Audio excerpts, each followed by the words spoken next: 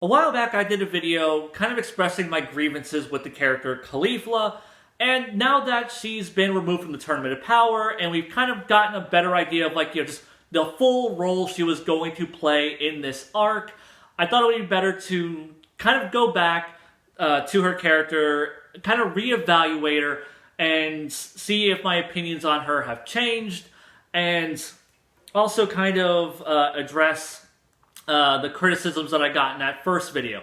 As far as the criticisms go, first one was me calling her a Mary Sue. This is probably the most frequent thing I heard, which is, "Oh my god, that's not what a Mary Sue is. That's not nah, nah, nah, nah." And I'm like, okay, fine. Honestly, Mary Sue's a really flexible fucking term, and it kind of has been used differently in different ways for, fucking decades now. But I guess, oh no, I called her a Mary Sue, so I guess every other fucking criticism I made of her is goddamn invalid. So I'll tell you what, since a lot of people seem to just get caught up on the Mary Sue thing, and don't actually listen to anything that I say, if you're one of those people, go back and watch that video, and every time I say Mary Sue, just in your brain replace it with shittily written character. And then maybe just, then listen to my criticisms of why I think she is a shittily written character and not a Mary Sue, because apparently she's not a Mary Sue, so my bad, sorry. The other things I got was that apparently I'm a sexist, because how dare I, a man, criticize a strong female character? And that's kind of one of my problems, is that I don't really think she's a strong female character. I feel like she's an attempt at making one to pander to people who wanted a strong female character. And I feel that she kind of fails at that by being so pandering and just kind of in your face about it. And the final criticism that I got was, well, what about Goten and Trunks? I mean, you don't see you complaining about them. They got to go Super Saiyan and Super Saiyan 3. Where's your criticisms of them, huh? Well, the difference here is that Goten and Trunks are the progeny of two of the main characters who have actually earned these achievements. My big criticism of Caulifla was that she never really felt like she earned her achievements. She didn't really earn the accolades that she was getting. As for Goten and Trunks, no, they don't necessarily earn it, but their parents did. They are the progeny of these characters who we've seen the struggles of and we've seen the accomplishments of. So thinking that, oh yeah, their kids are just kind of naturally adept to this because their parents have already done this shit. It's kind of embedded in their DNA, which apparently now is actually an official canon thing according to Toriyama. But I feel that that's more easily able to digest as a viewer. Where with Caulifla, she's just this brand new character. We've never seen her before. We have no context for her or her history or any of her accomplishments or any of the things that she's done. And she's unlocking Super Saiyan with some back-tingling bullshit, which, yes, I know, it has some sort of, rooted in, chakra points and mysticism, blah, blah, blah, blah. I don't care about that. We're talking about within the context of the narrative, within the context of Dragon Ball. I don't care about, what it's a reference to. In the context of this series, what we've seen up until this point, it feels like an ass pull. Because, this new character that we've never seen before, that we have no context for, is just with ease unlocking Super Saiyan after learning about it 5 minutes prior. Then, by complete accident, unlocks Super Saiyan 2. Now, we've already seen that Super Saiyan, with the Goten and Trunks, that is something that can be easily unlocked and triggered. Fine. If that's the route they want to go. But then she unlocks Super Saiyan 2, which, we've seen that is a legitimate struggle. You have to, have full 100% mastery of Super Saiyan, and then push yourself past that limit, past that barrier into Super Saiyan 2. And then she just does it on a whim.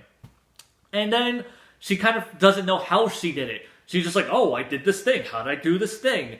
And then Goku's oh, well, you have to, push past it. It's just oh, well, is it the back tingle thing? Yeah, pretty much like that. Oh, well, then she does the back tingle thing, and oh, look, now she can just go Super Saiyan 2. And she doesn't earn this, is the problem. Goten and Trunks don't necessarily earn their Super Saiyan status, but, like I said, they are the progeny of pre-established characters. Caulifla is new, and it's just too much, too fast for the audience to digest, and she is being pushed onto the audience, which I think is what causes her big negative backlash towards her. At very least, that's what caused my backlash of her. Too much, too fast.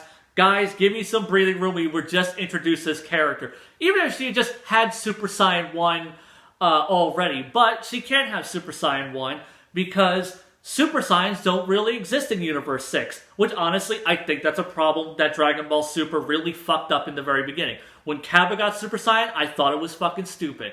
I thought that episode was fine in itself, but the mere fact that Super Saiyans were not a pre-established thing in Universe 6, where Saiyans had flourished, like no one, and especially considering how easy it is for Universe 6 Saiyans to achieve this, Kaba just had to get a little pissed off. Kale had to just get a little fucking jealous. Caulifla just had to kind of do some back tingly shit with her ki. You know, it is so ridiculously easy for apparently Saiyans in Universe 6 to achieve these forms, yet no one's done it. No one's even done it by accident. And you could say, like, well, you know, like, you know, they had the legend to go off of. They didn't know, like, yeah, they knew, they had a legend that said that there was a Super Saiyan. That didn't mean anything. It's not like the legend came with, like, instructions on, like, oh, well, you need, like, a pure heart, and you need to be, like, this strong, and you know, you need to, like, spec your fucking skill points in, like, fucking virtuous deeds and shit.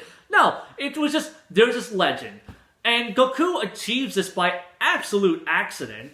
So, and it's really weird that, like, well, I mean, where did the first Super Saiyan come from then? Why was there an original Super Saiyan in, like, Universe 7? Why wasn't there one in Universe 6? Once again, when Saiyans had flourished. So, yeah, like part of Caulifla's problem is rooted in how Dragon Ball Super established Universe 6 and its Saiyans. And to try and make up for this, they're just like, well, shit, well, we need Saiyans and we need them to be Super Saiyan. And the problem really comes from the mere fact that, like, you know, if we're going to have Saiyans, well, they need to be Super Saiyans so that way they can be competitive. But, like, oh, wait, like, you know, we've already established these other things for Super Saiyan, but we didn't actually establish that Universe 6 Saiyans are normally Super Saiyans, so then we have to, like, teach new Saiyans these fucking things, and we have to do it, like, in the span of 48 fucking hours. And, oh my god, just the narrative rushes this so much, and it didn't need to be like this. So once again, like, because of how the story is structured, it is just shoving these characters in our face. Here's these new characters. Here's their new transformations. They got them instantly.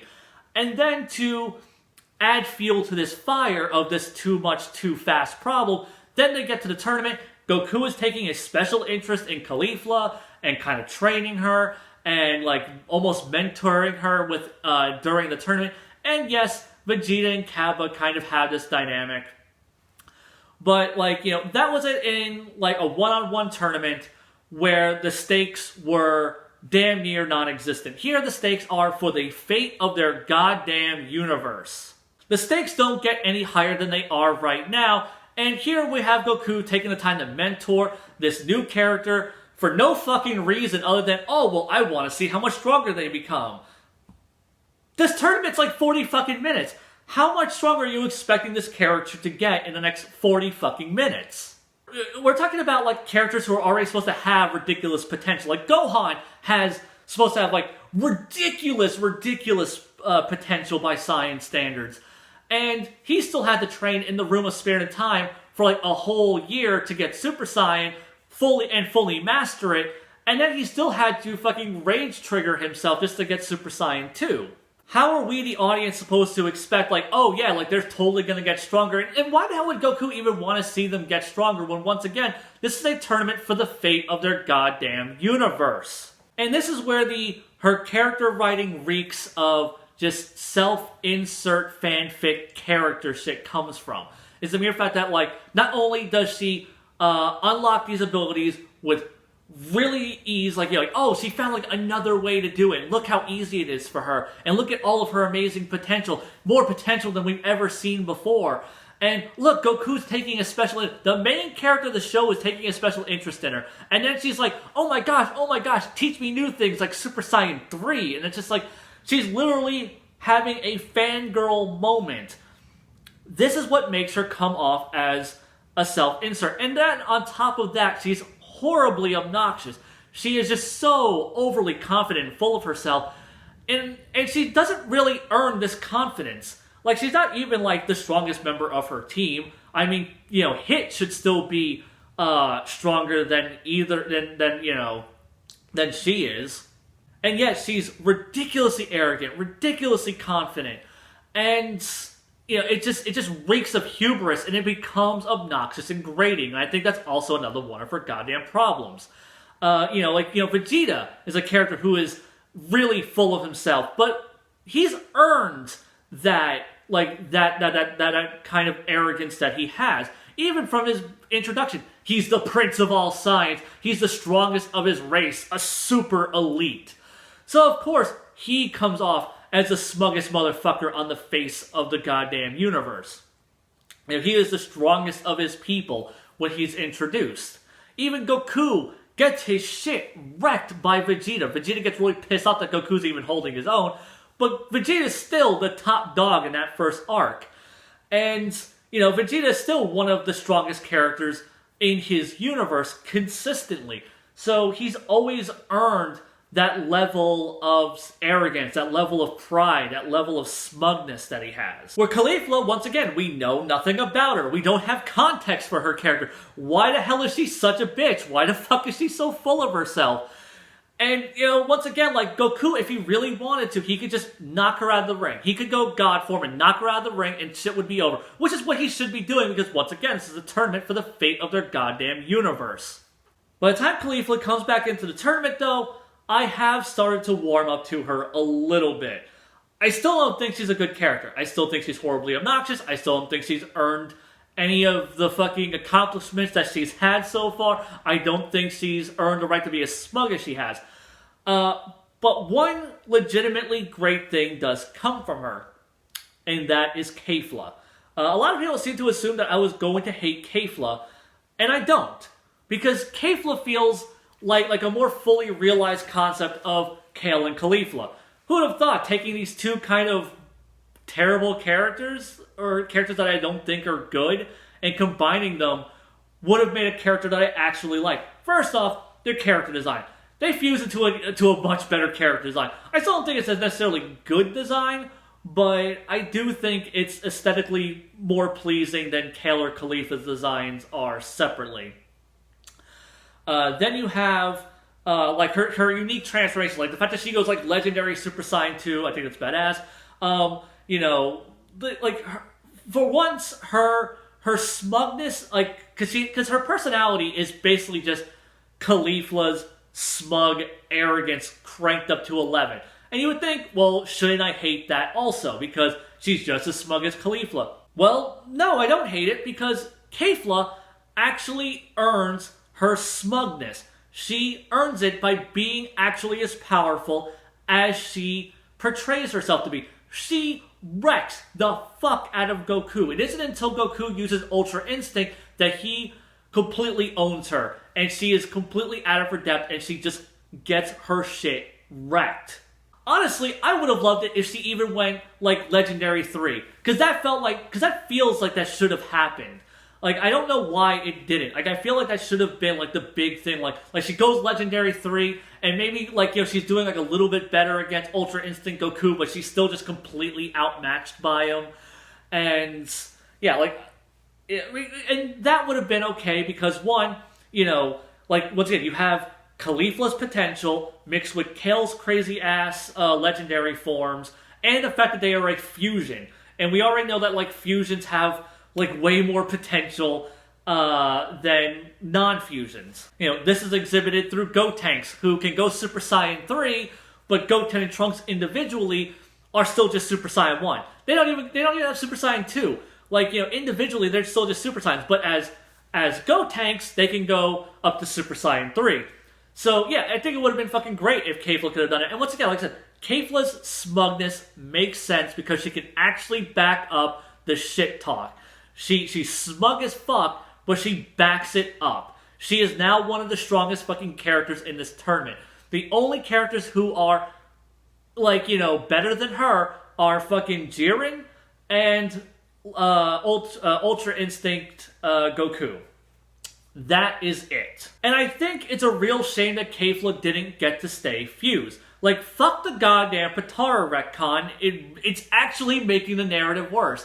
Because for one thing, as soon as they defuse, Caulifla is immediately, talking shit from the stands, like, oh, Goku, I'll whip your ass. It's like, oh my god, you're not even on his fucking level, stop it. Like, we've already proven that your Super Saiyan 2 is about on par with his Super Saiyan 2, and, even on Super Saiyan 2, like, he's still a better fighter, you're not on his fucking level. So, like, once again, she hasn't earned his fucking smugness, and she's still fucking talking shit. Like I said, Kefla could actually back it up. And the thing is, though, and if Kefla had stayed fused, that actually would have been a poignant moment for Kale and Caulifla. Because you would have had these two characters who were willing to, who are so close, who care about each other so much, that they are willing to give up their individuality to become one being forever. And, that would have been great. I'm still disappointed that they're not lesbians. If they had just been in a goddamn relationship, if they had been romantically involved, it would have made their fusion feel more poignant, and if their fusion would have been permanent, it would have even added to that poignance. Kefla could have been, this symbolic gesture of their union, of, their love for one another. But no, Dragon Ball Super was way more interested in being look guys, female Super Saiyans, look how strong they are, look at all their cool potential, look how many episodes we're giving them, and just kind of shoving them down the viewer's throat and not really giving us chance to get used to them, to kind of acclimate ourselves to them. And that's really just the problem here, is that, like I said, Caulifla doesn't earn her smugness, she doesn't earn any of her fucking accomplishments, and she's written like this overly confident, obnoxious bitch, and when she's not written like that, she's written like a goddamn fangirl who gets special treatment from the main character of the show. She's a bad fucking character. If you like her, fine, that's cool, but she's not a well-crafted character. Is she the worst character in the fucking arc? Fuck no. I still think, she at least has a personality, which is something I can't say about Jiren or Hit. Fucking Hit has no fucking character, and Jiren somehow has, negative goddamn character. So, yeah. I mean, there are worse characters than Caulifla, but just, goddamn it, I still don't like her. I still don't think she's a good character. My final evaluation of her is this. She's probably going to be disintegrated soon in the Universe Survival arc. But yeah, she's still she's not a good character. That's all there is to it. I guess that makes me a sexist.